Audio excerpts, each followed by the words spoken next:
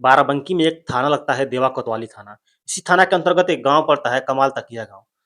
इस गाँव में एक रात चारों तरफ सन्नाटा था, लेकिन एक घर के अंदर एक बाप हैवान बन चुका था। दरअसल एक 23 साल की जोया नाम की लड़की अपने कमरे में सो रही थी, रात करीब 11 बजे। उसकी माँ और छोटी बहन छत पे सो रही थी। तभी उस कमरे में जोया का पिता, जो सौतेला पिता होता है, घुस आता है, जिसका नाम होता है हफीजुल्लाह। वो कमरे में घुसकर जोया के साथ ज़बरदस्ती करने लगता है।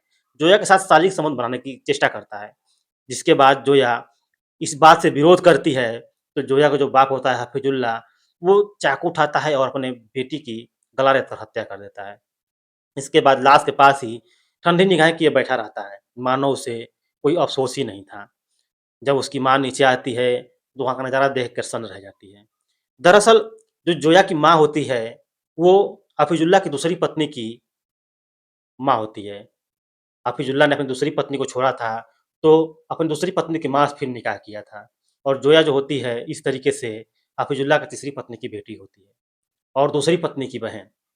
दोस्तों, इस हैवान बाप के लिए आप क्या कहना चाहेंगे? और ऐसे रिश्ते के बारे में आप क्या कहना चाहेंगे? कमेंट करके ज़रूर बताएँ और यूट्यूब पे देख रहे हैं तो चैनल को सब्सक्राइब ज़रूर करें।